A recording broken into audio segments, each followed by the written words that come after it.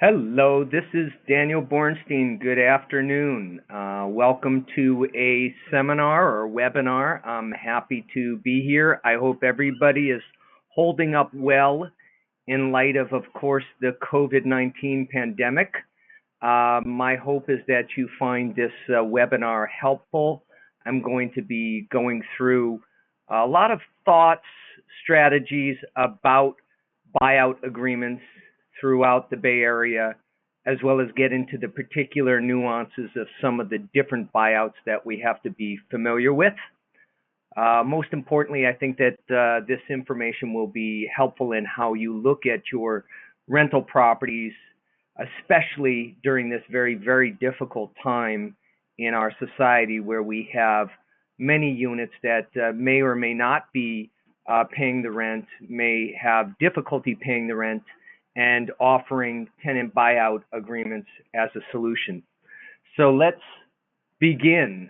It's now 1 o'clock and I'm ready to jump in. So introduction, I'm Daniel Bornstein of Bornstein Law. I've been practicing law for 25 years. Many of you know me well as former clients. Many of you have asked me questions, and I am always committed and privileged to be able to educate you about the law in a way that provides guidance that isn't too complex, but gives you a working knowledge of what I do every day and some of the thoughts I have as it relates to negotiating voluntary move-outs of tenants. So with that, I'm going to start with the first slide and the agenda for today. So I'm going to give a brief introduction about buyout agreements, talk about the benefits and detriments of the agreements, go through local requirements because they are pretty significant and create liability for you if you don't follow them, then give you a strategic assessment of how I would position a discussion and negotiation for best maximizing the likelihood of success, and then I'll give some brief concluding remarks. And in this webinar format, I don't take questions. What instead I do is, in the event you do have questions after the event, if you want, you're welcome to email me and I will get around to answering the questions. If they require a little bit more involvement, I'll be happy to let you know. But generally, I think this will be a nice treatment of the buyout agreements and how we handle them at Bornstein Law, and how I think real estate investors, property owners, brokers, real estate agents should come to understand the buyout agreement. So let's turn the next page. Introduction. What is a buyout agreement? A buyout agreement is a negotiated contract between an owner and a tenant to voluntarily move out of a property in exchange for some sort of compensation. But I want to emphasize the following. It's not just cash for keys. So during the foreclosure crisis, many people would say, hey, I've got a deal, it's a cash for keys agreement. Well, what you're forgetting to understanding is that a tenant surrender of possession agreement not only includes some sort of compensation for a tenant vacating a premises. It could be money, it could be rent waiver, it could be a number of things, but it also comes with the expectation that there is a complete release of all claims arising out of the tenancy. So when we talk about a buyout agreement, we're not just talking about buying someone out and getting their keys. They're also giving up all claims they may have regarding the tenancy. They're surrendering it, and they're agreeing that they're not going to sue you. And they give up those claims they may know about, and also those claims that they don't even know about, but that they learn after they vacated. For example, a tenant signs a Bornstein Law buyout agreement. They agree to vacate for $5,000. 3 months after they vacate, they realize that they have a respiratory illness because of a mold infestation inside the unit.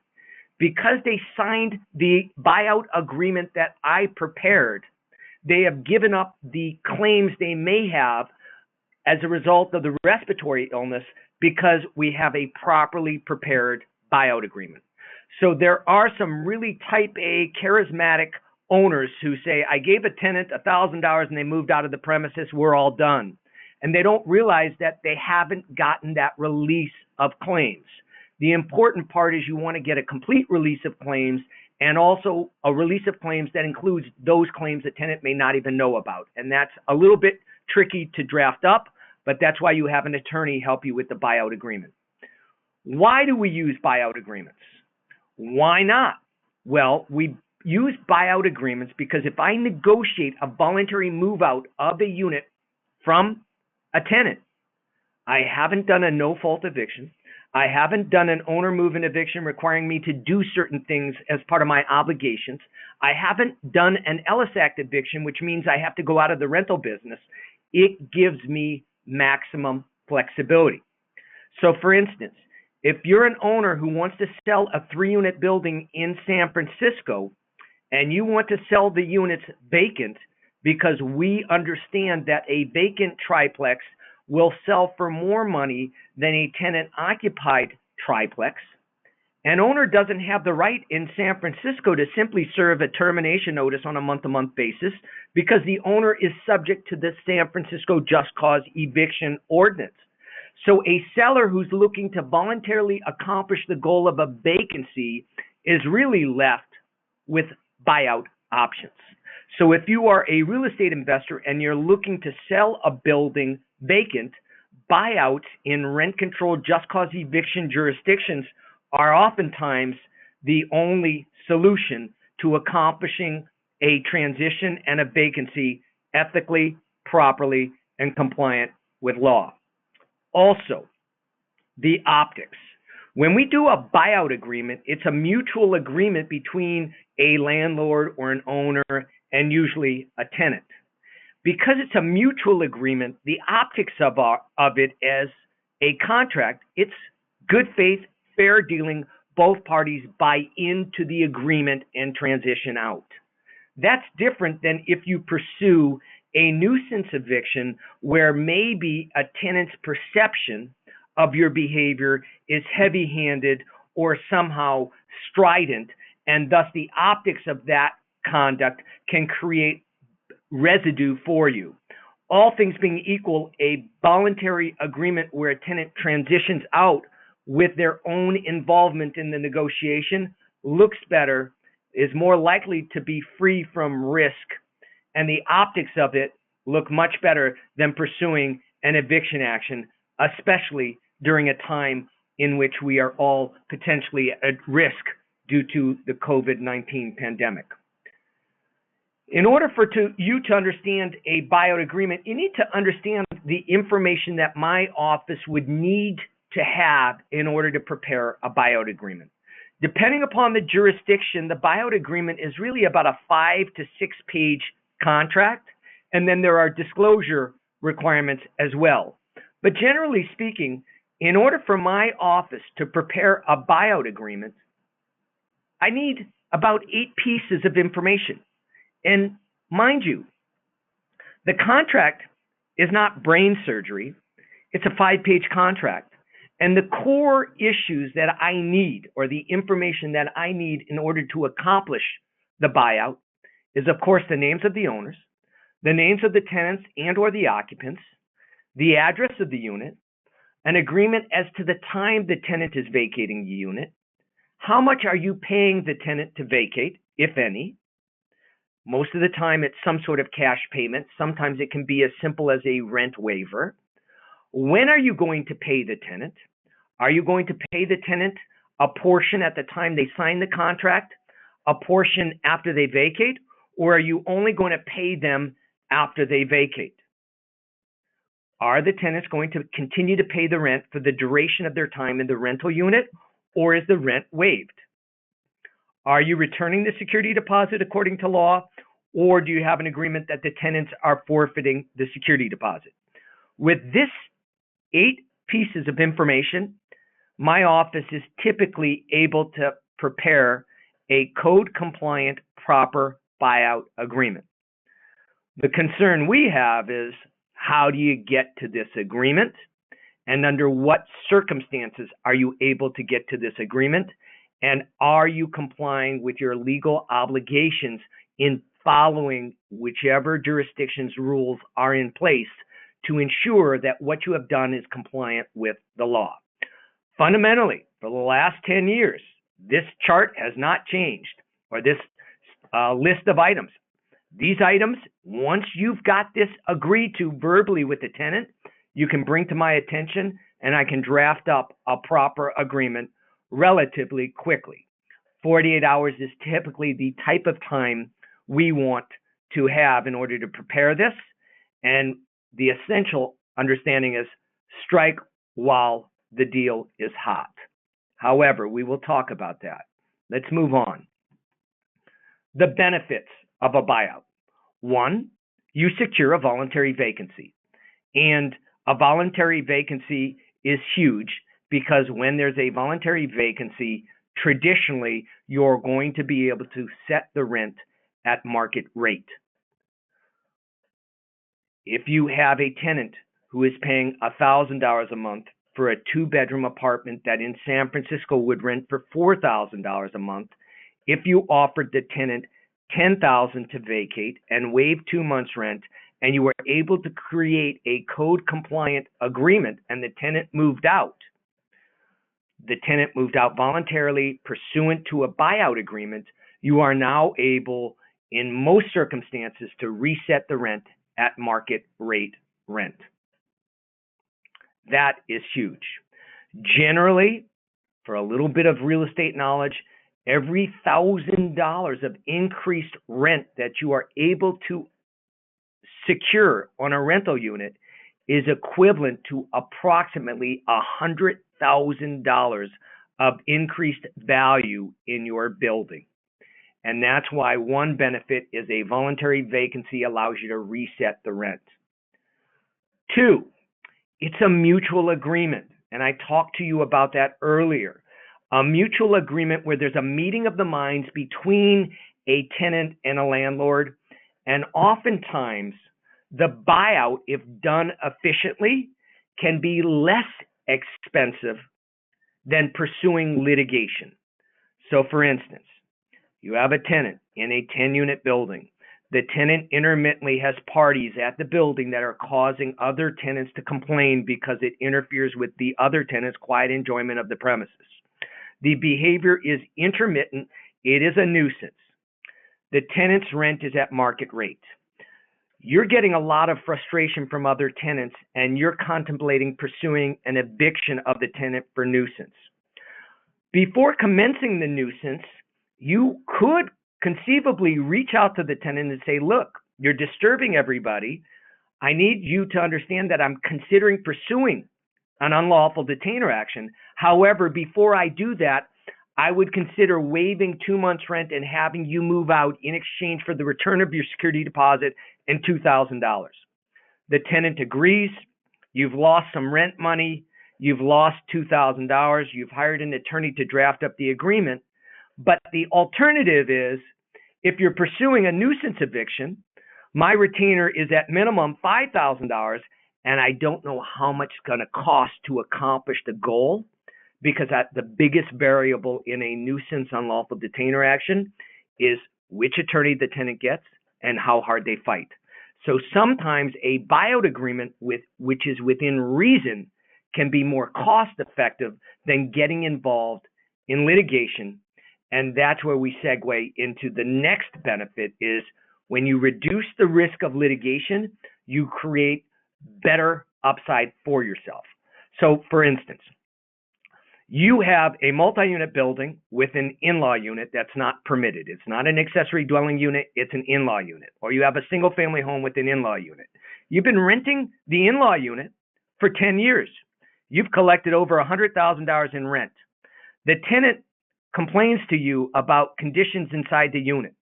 It's an in-law unit. Renting an in-law unit that is not permissible creates liability for yourself.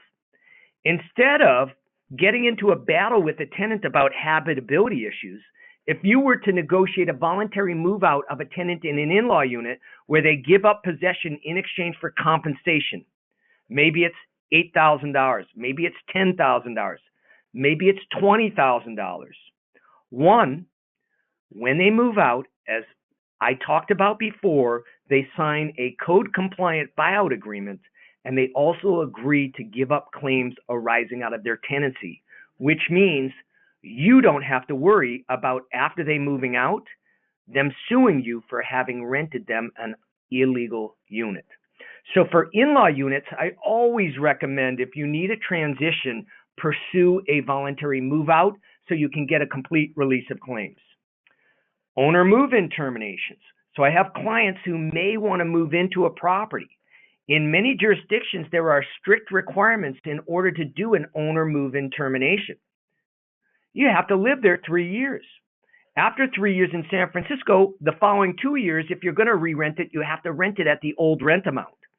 So instead of pursuing an owner move-in eviction, it may be more prudent to, in fact, negotiate a voluntary move-out, provide some sort of payment, and upon providing a payment, you're in a much better position to get a complete release, and you have no further statutory obligations of effectuating an owner move-in. So anytime you can get a buyout agreement that's within reason financially, and it allows you to avoid litigation, I do it. Let me give you an example. You have a tenant right now in a unit, and the tenant, because of COVID-19, has told you they can't pay rent. They lost their job. They haven't paid you rent for April, May, June, July, now August. The rent you've lost is $10,000. There's no end in sight. The courts are seemingly closed to non-payment or rent evictions right now.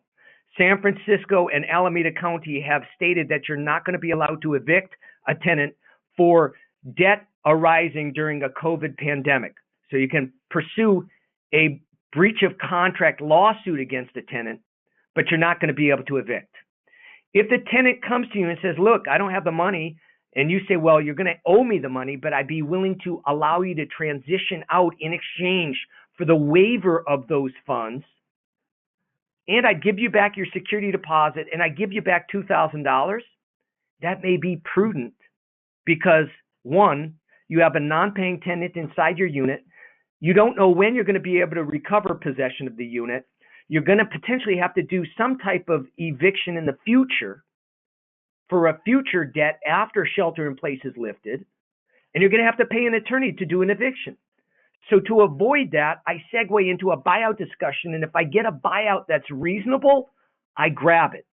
Is it painful emotionally to waive rent, hire an attorney to do a buyout, and then give a tenant who's not paying you rent money to transition out?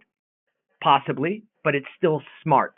And my office is committed to being smart for you and focusing on your real estate investment as opposed to the emotions behind this. It can be frustrating, but you always want to be smart. Buyouts allow you to reduce the risk of litigation, avoid evictions, and get to a deal that accomplishes the goal of the vacancy. And again, as I mentioned, right now, due to the COVID-19 pandemic, the courts are closed or seemingly very, very inefficient. And interestingly, the one thing that the courts are open for is restraining orders. I was there this morning on a restraining order, and boy, was it strange talking through a mask to a judge who has a mask, and the judge is constantly asking me to speak louder into the microphone because we're all fumbling with issues of hearing because we're all trying to shelter in place, at least kind of in the court, and simultaneously trying to practice law with a muffle over our face. This is the new reality. I don't know when it's going to be over. I will tell you this, non-payment or rent evictions are going to be delayed for many, many months. And I do believe that you're going to have a difficult time recovering possession through the courts. And so if you can segue into a negotiated voluntary move out, that's what I would do. Let's talk about the detriments.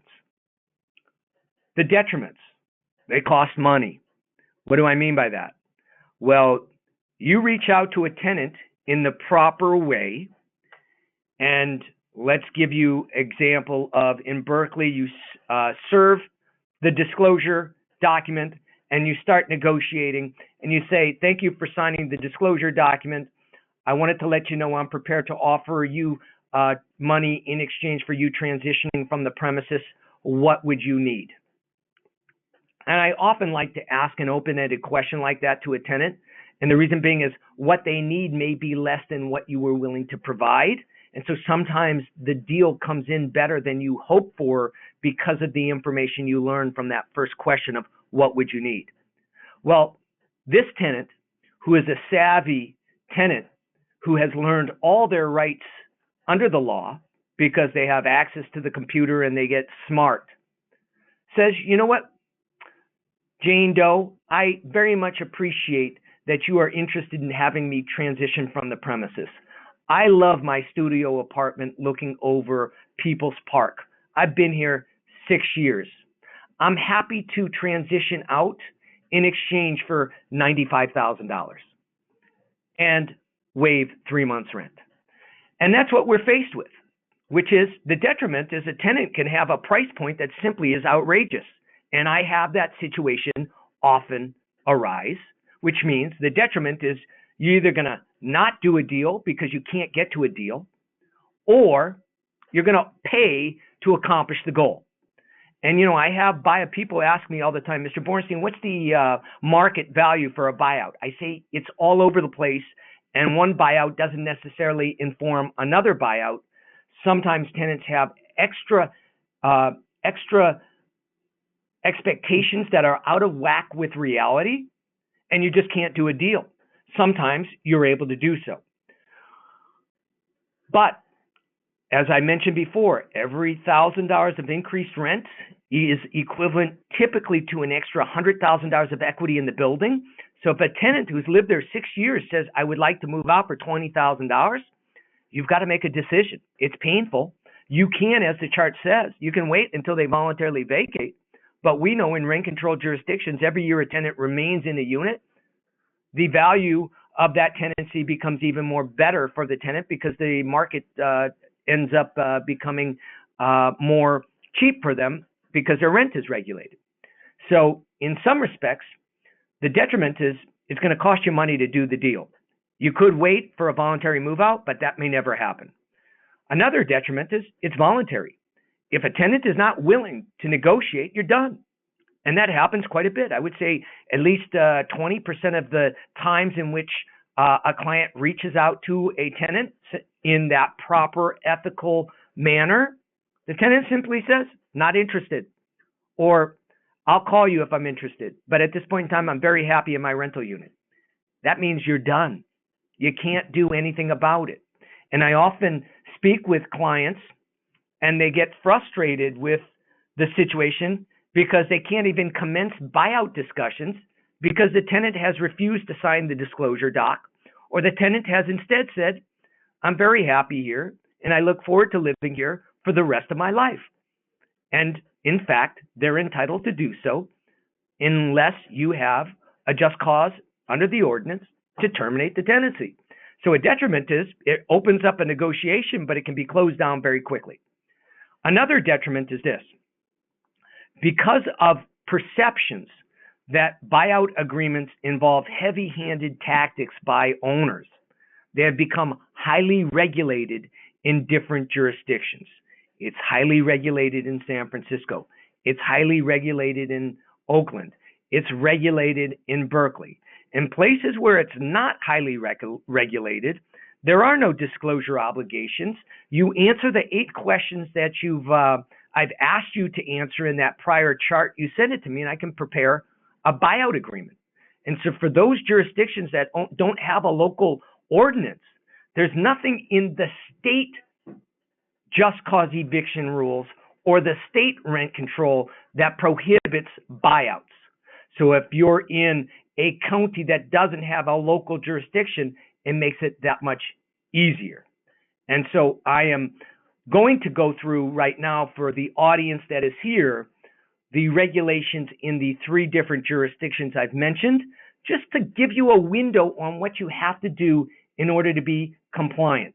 So let's move on to those jurisdictions that have particular requirements that you have to follow. And remember, if you don't follow them, you face liability for failure to comply with the statutory requirements of that ordinance. San Francisco. So the first thing you need to know is before you can open your mouth and ask a tenant to negotiate a voluntary move out from the premises, you must prepare a disclosure doc. It must be signed by the tenants, and then you have to file a declaration with the rent board stating that you provided the disclosure. And the disclosure is a 7-page document. If it's not served properly, you have violated the rules and regulations of San Francisco. If you haven't filed the declaration, you haven't complied with the agreement.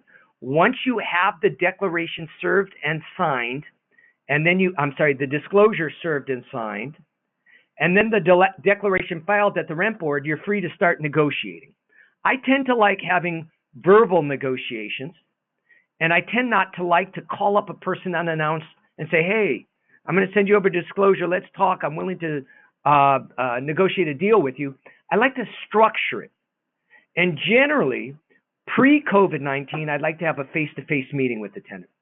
I like to have an organized, stable, structured environment where I speak with someone, I give them the disclosures, I have the declaration signed and filed, I then have a meeting and I say, look, my plans for the property have changed. I'm considering selling the property, and before I do so, I want to create a win-win situation. I don't know what the future holds for a new buyer in relation to you, but I'm willing to offer you a transition with dignity in a manner that you participate in the negotiations. Something like that. Then you negotiate the terms of the agreement. When are they vacating? How much are you paying them? When are you paying them? What about the security deposit? What about the rent? Once you have that figured out, here's the kicker. As of April 2020, the agreement that I prepare in San Francisco can only be signed 30 days after the declaration is signed and the disclosure served. So this is weird, but this is because San Francisco changed the buyout rules to give people even more breathing room between the time of the declaration and the disclosure and the time a tenant can sign the agreement. So if I gave a disclosure on August 1st, I filed the declaration with the court, with the rent board on August 1st, I can negotiate on August 2nd. I can have a deal on August 2nd verbally. Mr. Bornstein's office can prepare the buyout agreement on August 3rd, but the law says we can only sign the agreement 30 days after September 1st. And then, once the agreement is signed, in the body of the agreement, it's signed September 1st, the body of the agreement, it says the tenant has an absolute right to rescind the agreement 45 days from the time of signing the agreement.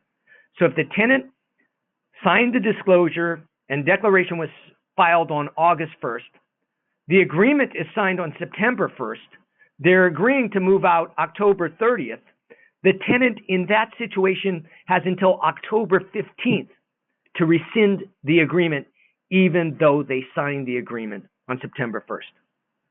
And then, in order to be compliant with the law, an owner must file the settlement agreement within 59 days of the signature of the agreement. So I've got to file that by the end of October. That is San Francisco. It's crazy. However, we have to follow it, and we're prepared to follow it. And the big change that I think is particularly onerous that occurred in April is this 30-day waiting period. So the 45-day right of rescission was always there, but now we have to wait 30 days from the time of serving the disclosure and getting it signed from the time the agreement is signed. So there's a cooling off period, which may mean that you just have to wait and wait. I'm happy to prepare the agreement. People can look at the agreement, but the signature is supposed to be 30 days from the time of the signing of those disclosures. And then, regardless, the tenant has 45 days to change their mind after signing the agreement. The agreement must be filed at the rent board. It's a public record, and unfortunately, there's not much we can do about that.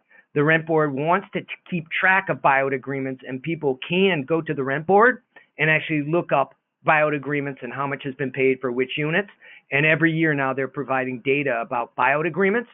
But again, one tenant can, again, be in the unit 1 year enter into negotiations legally with you and say, you know what, I want $100,000 to move out. And as long as they stick to their guns, you can decide to pay it or you can decide not to. And I have, in my practice, had buyout agreements as small as a rent waiver and as large as over $200,000. The declaration that must be signed by a landlord in San Francisco is this document. All the documents that are necessary for buyout agreements in San Francisco are available at the San Francisco Rent Board. They're also available if you reach out to me, and I can email them to you as a PDF. But generally, as we just went through, the chronology is send over the disclosures, get them signed, file the declaration with the court, negotiate the agreement, sign the agreement 30 days after the disclosures are signed, and then tenant has 45 days to change their mind, and you have 59 days to get that settlement agreement filed with the court. Oakland. Oakland is, in some respects, following San Francisco, and Oakland's first iteration of the buyout agreement remains. You have a pre-buyout disclosure requirement, similar to San Francisco. You have to inform the tenants of their right to counsel and their right to a lawyer. You also, in Oakland, provide them notification of what they would be entitled to if they were subject to a no-fault eviction. So you're giving them information about relocation payments in the event they don't do a deal.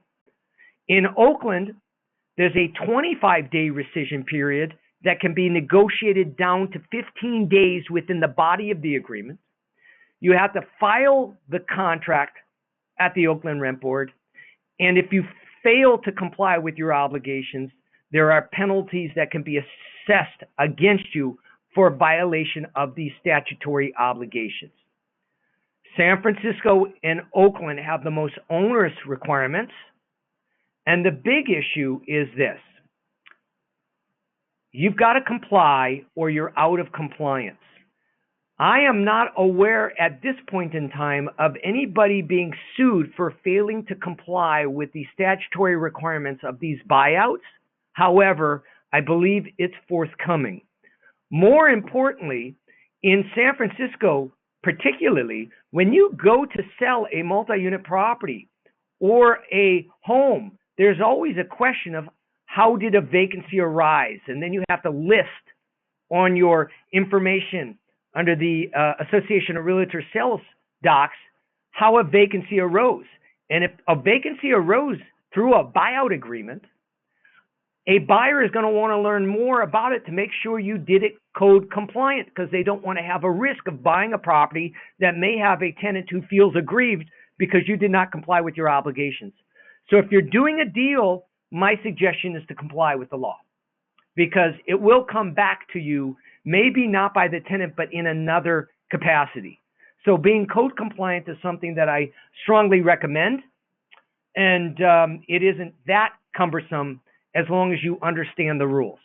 And if we look at Oakland, we have this disclosure form, the date of move-out negotiations, that you've provided the disclosure, and here is the pre-move-out disclosure form, and you'll see in the middle of the document, they provide the information, the second page, of what individuals would be entitled to if there was a no-fault eviction, such as an owner move-in or an Ellis Act or other type of relocation payments.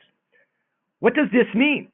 It means before you start negotiating in Oakland for a voluntary move-out, you've got to get the disclosure delivered, signed, and the tenant has already put on notice that, look, if you're going to negotiate a move-out of a 3-bedroom unit voluntarily through a buyout agreement, the tenant sees, man, I cannot do the deal, wait for a new buyer to move in through an owner move-in eviction, and I'm guaranteed $10,000.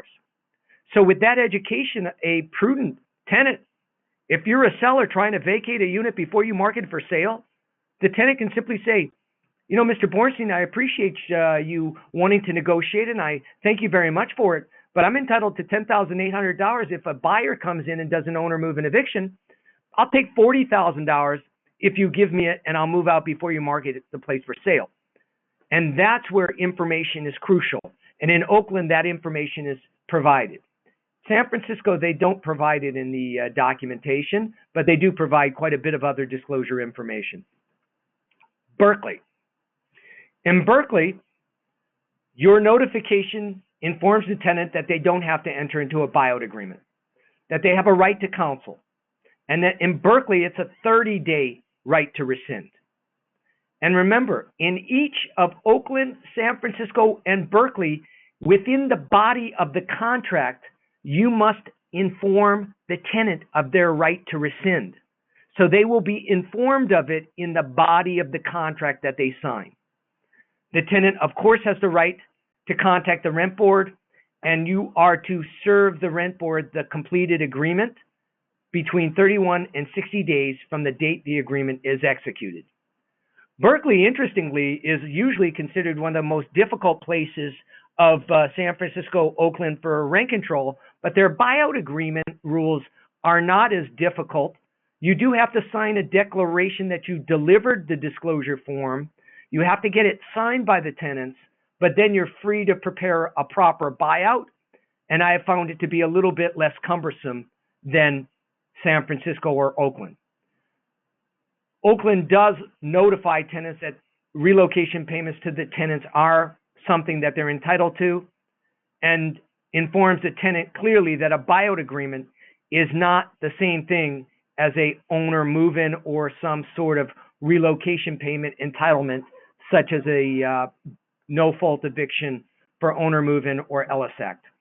Generally speaking, Berkeley, Oakland, San Francisco have the most compelling requirements, but if we get out of this jurisdiction, let's say we're in Walnut Creek, and you've got a tenant right now in a multi-unit building that's going to be regulated under state just cause or state rent regulation, there's nothing during the COVID-19 pandemic that prevents you from negotiating a deal.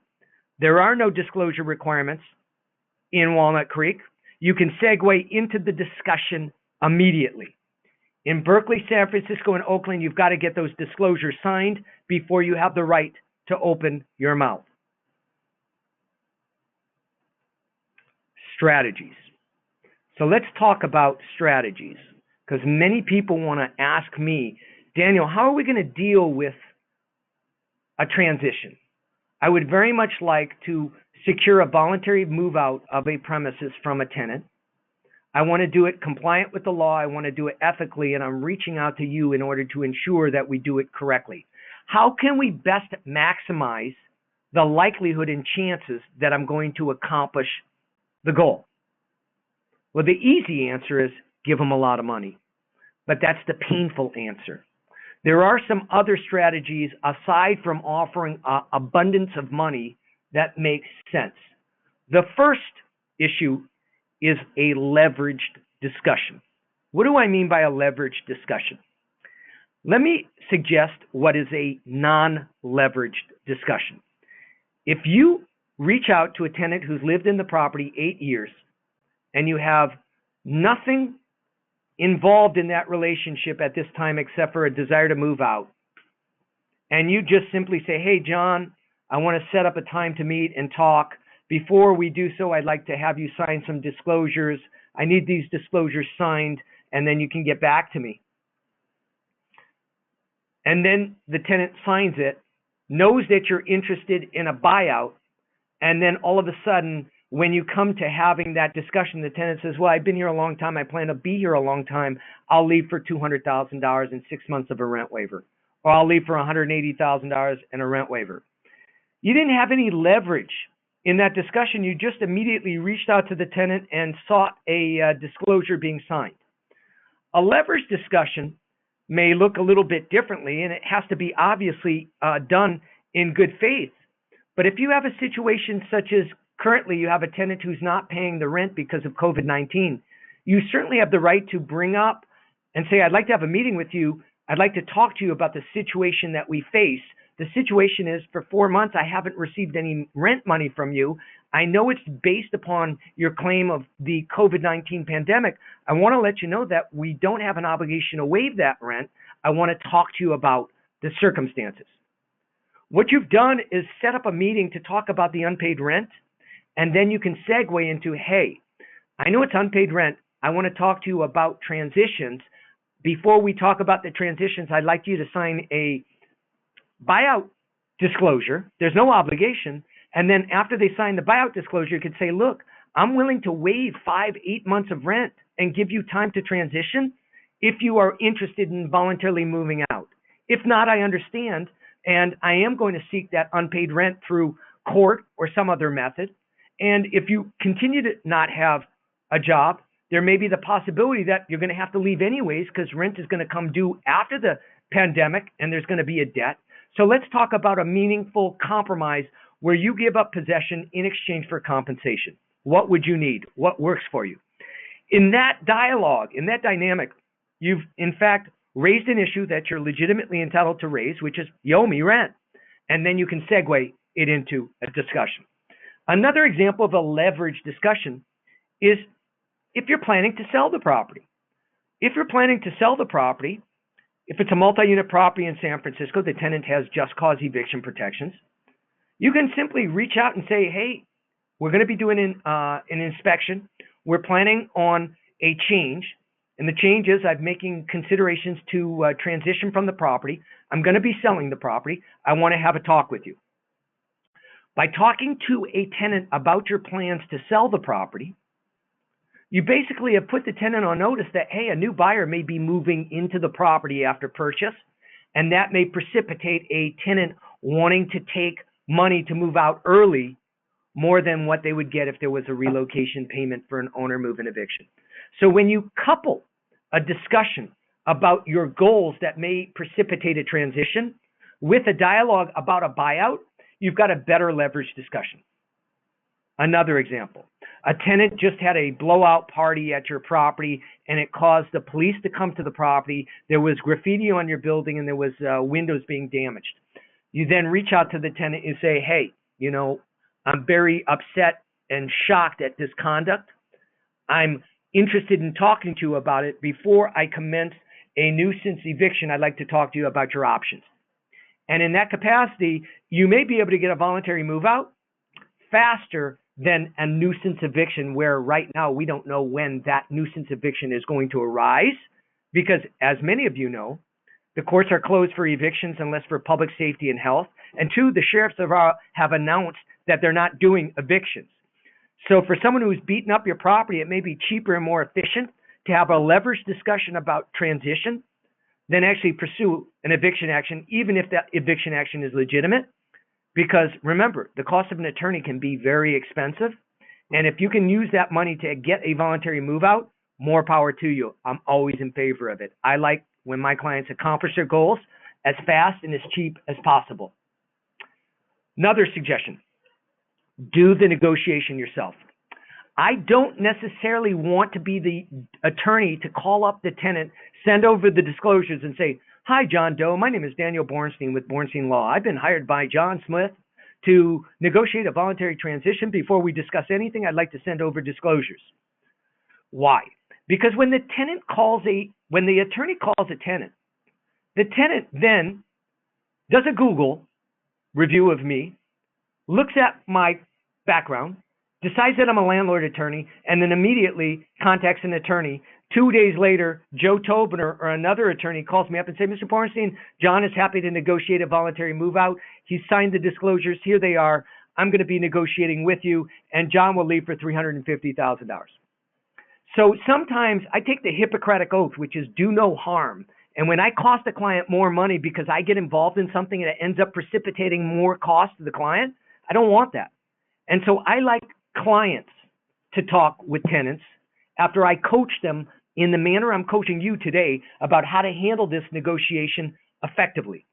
I like pre-COVID to have a face-to-face meeting. I don't like to call people out of the blue. Right now, if you're going to call people out of the blue or you're going to have a Zoom meeting, my suggestion is set it up in advance. Say, John, I want to talk to you, but I'm calling you out of the blue. Can we arrange 20 minutes to talk? Does next Wednesday at 3 o'clock work? That way, the tenant is prepared to have a focused discussion with you. So the best is the client. Now, there are some people who cannot have a positive communication with their tenant because of the acrimony that has arisen. And some clients are a bull in a china shop. Every time they have an engaged conversation, they ending up enlarging the conversation, and it becomes caustic and toxic. In those situations, I will voluntarily do the buyout. However, if I'm going to be hired to handle a negotiation, it's on an hourly fee basis. If I'm only going to be hired to draft up the buyout agreement, it's a fixed fee, much cheaper. So in some respects, I like doing the negotiation yourself. And also, if you have a great relationship with a tenant and you take them out to a coffee house or something post COVID-19 and you just talk with them, you may find that they reveal information that may be very helpful. For instance, you say, I'm planning on selling the property. I'm going to be transitioning to retirement in Petaluma. And the tenant says, wow, that's a coincidence. I'm also planning to move to Palm Springs. And I'm planning to do so the end of July. And all of a sudden, what you thought was going to be a enlarged negotiation and cost you, 6 figures to do a buyout ends up costing you the return of the security deposit, $3,000, and 1 month's rent waiver. So I like doing the negotiations yourself as long as you have the charisma and the communication skills that are not going to create toxicity, and as long as you're coached a little bit to make sure you're code compliant with your disclosure obligations. The important thing is you retain an attorney to draft the agreement. If you don't draft the agreement correctly, you're in violation of the law. It may not be enforceable. And if you don't have the right code provisions, if you don't have the right releases, you haven't gotten that release of claims that I really want, which is the release of claims of not only the claims the tenant knows about, but those claims the tenant doesn't know about as well that may arise after they vacate. 3, in San Francisco, Berkeley, and Oakland, a generic buyout agreement is not going to be enforceable. And so you really want to make sure that you've got a properly drafted buyout agreement. And one thing I mention in many of my webinars is, look, if you've got a cousin who's an attorney in Stockton and he says he's a real estate attorney, but he doesn't work in the Bay Area and doesn't do buyout agreements, he's dangerous. He's probably more dangerous than you who just took this webinar and know the rules. So I want to caution you, when you retain an attorney to draft a buyout agreement, you want to retain an attorney who's drafting buyout agreements in that jurisdiction and is willing and ready to understand the importance of the compliance with the statutory obligations. Next, when to pay the tenant. This one's interesting. So strategically, some old school people will say, well, I'm not going to pay a tenant until they give me the keys after they moved out. Then I'll give them the money. Well, that may be a conservative approach, but a buyout agreement is a voluntary agreement. And I want you to understand that even though a tenant signs a buyout agreement, they have 45 days to rescind in San Francisco. They have 30 days to rescind in Berkeley. They have 25 or 15 days to rescind in Oakland.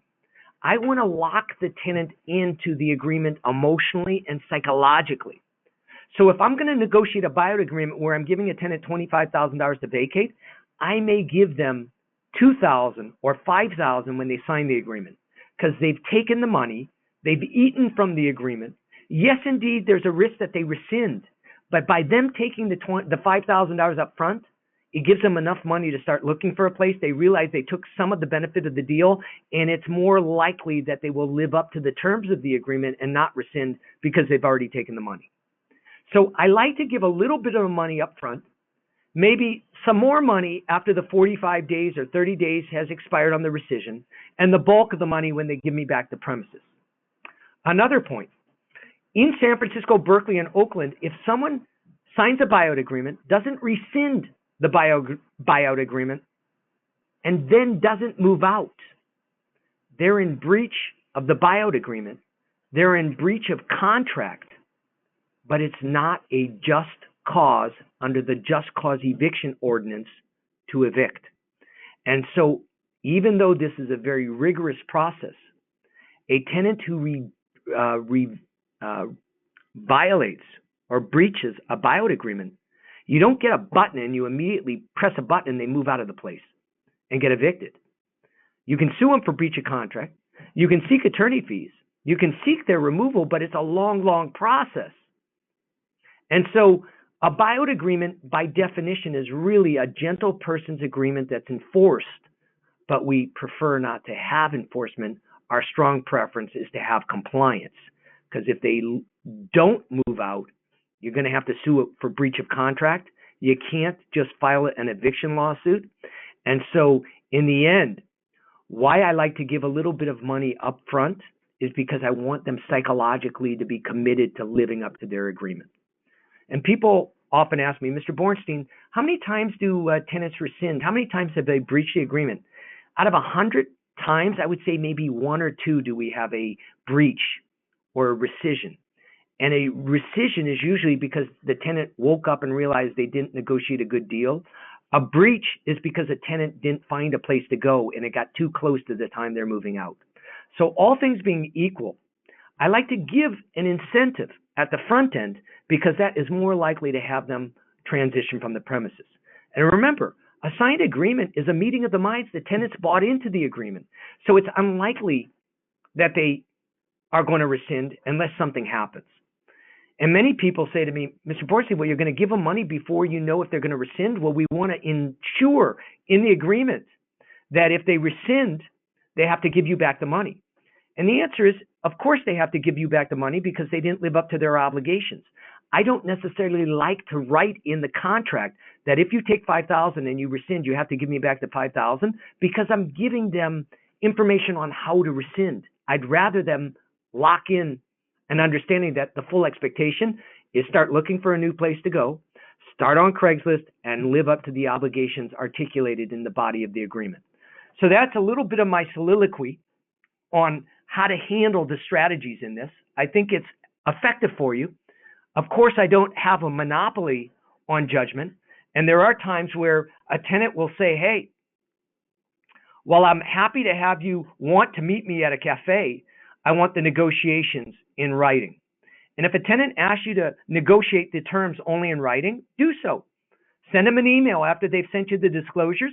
And in the email, you can have me help you construct a quick email offer. And in the subject line, I always put confidential, privileged settlement discussion.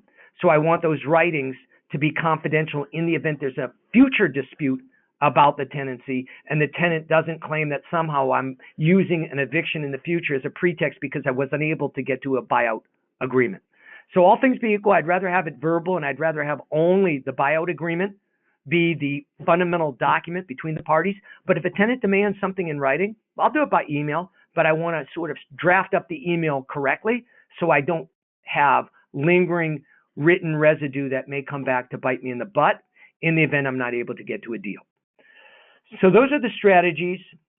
Conclusion, I want to let you know, I'm always thrilled to be able to talk with you, invite you to learn about buyout agreements. Our office has been doing buyout agreements for over a decade.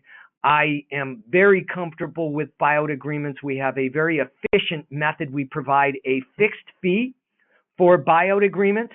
And I fundamentally believe we're doing more buyout agreements than any other real estate firm throughout the Bay Area. And it's because we're set up for it and we have you do the negotiations. We draft up the agreement and we send it back to you. And we have found that that is the most efficient way to handle it. We are thrilled to be offering this service and we welcome any questions people have by email. And I will tell you that we have found that buyouts in San Francisco, the Bay Area, are the best way often to build wealth in your real estate investments. They reduce the risk of litigation. They accomplish the goal. They're sometimes expensive, but you know your numbers. You know what you can bear financially. And in the end, I seldom have a client come back to me and say, I paid too much. I'm disappointed I did a buyout. Most of the time, people are very happy with the decision to proceed with a buyout. We are available to handle buyouts. We've gotten so busy in our law practice in handling buyouts that I have an individual, actually an attorney, designated to help prepare these buyout agreements as they come in. So with that stated, I want to thank you very, very much for your attention. I know we've got a big group on. I think we've had up to a couple hundred, 240 people attending. And it's my pleasure to continue to educate and most importantly, stay safe, stay healthy. Let's all survive this COVID-19 pandemic and do so with grace and dignity. and I'm always available to help you professionally. Thank you again for your participation in this webinar. Appreciate it. If you have questions, email me, Daniel@bornstein.law. Thank you.